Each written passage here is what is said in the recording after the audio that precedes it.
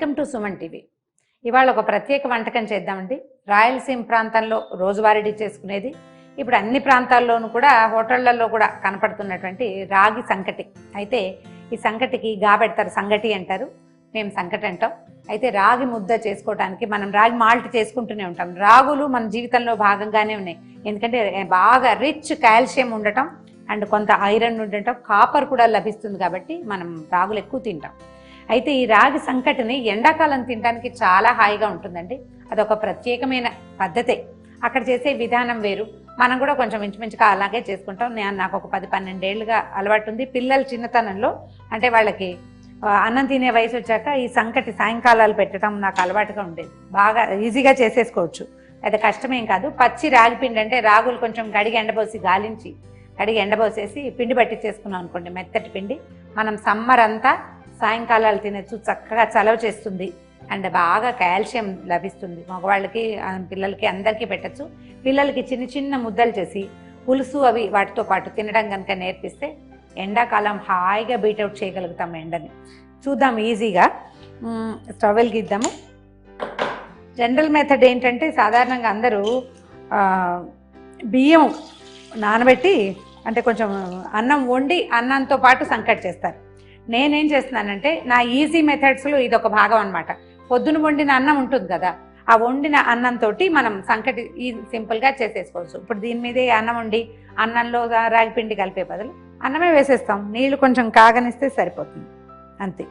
అయితే ఇది మనం ఒక కప్పు రైస్ తీసుకుంటే, అన్నం ఉడికిన అన్నమే పొద్దుట అన్నం 1 కప్పు తీసుకుంటే 2 కప్పుల రాగి పిండి తీసుకోవాలి.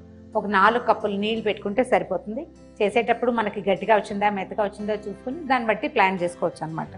అన్నము మళ్ళీ కుక్ చేస్తున్నాం మనము, ఇలా చేయకూడదు కదండి అని అనుకోకండి, ఎలాగైనా చేయొచ్చు. మనం దీన్ని ఏం చేయం, ఉడికిచ్చేసి అందులో మనం రాగిపిండి కలిపేస్తాం అంతే.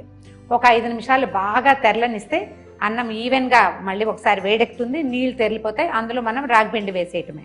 ఇది ట్రెడిషనల్ వే కాదు, అంటే మనం అన్నం వండుతూ సంకటి చేసుకోవట్లేదు, వండేసిన అన్నంతో చేసుకుంటున్నాము. ఈజీ మెథడ్ అనమాట. సో ఈ తెరులుతున్న నీళ్ళలో 1 స్పూను పల్లి నూనె, ఏదో మనం వాడుకునే నూనె వేస్తే సరిపోతుంది. నెయ్యి కూడా వేసుకోవచ్చు, మన ఇష్టం. ఇప్పుడు ఏం చేద్దామంటే సిమ్లో పెట్టేయండి. మన దగ్గర ఉన్న రాగి పిండిని ఈవెన్గా ఇందులో పోసేయండి.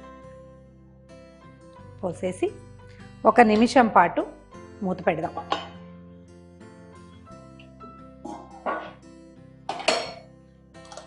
మూత తీసేసి ఇది కలిపేసేయండి. కొంచెం స్పీడ్గా చేయాలి. ఈ గిన్నె కాస్త లోతుగా ఉండాలి, గరిటె కాస్త పెద్దది ఉండాలి.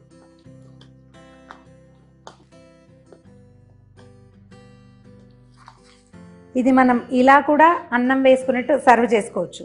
కాకపోతే ఈ రాయలసీమ సంకటి ఏంటంటే మనం ముద్దలాగా చూడడం ఒక అలవాటుగా చూస్తాం మనం, అది ఒక ఉండ అట్లా కనపడుతుంది. ఉండ చేసుకోవాలంటే ఇంకొక 2 నిమిషాలు స్టవ్ మీద ఉంచితే తడి ఎగిరిపోయి ముద్ద గట్టిగా వచ్చేస్తుంది అన్నమాట. ఈవెన్గా మొత్తం ఉండలు లేకుండా కలిపేయండి. కాస్త ఈ గిన్నెని గరిటని గిన్నెతో ఎక్కువ కనెక్షన్లో ఉంచాలన్నమాట. పప్పు గుత్తితో కలిపితే ఇంకా బాగుంటుందండి. ఒక్క 2 మినిట్స్ స్టవ్ మీద వదిలిపెట్టేద్దాం. 2 నిమిషాలు, నేను కరెక్ట్గానే చెప్తున్నాను.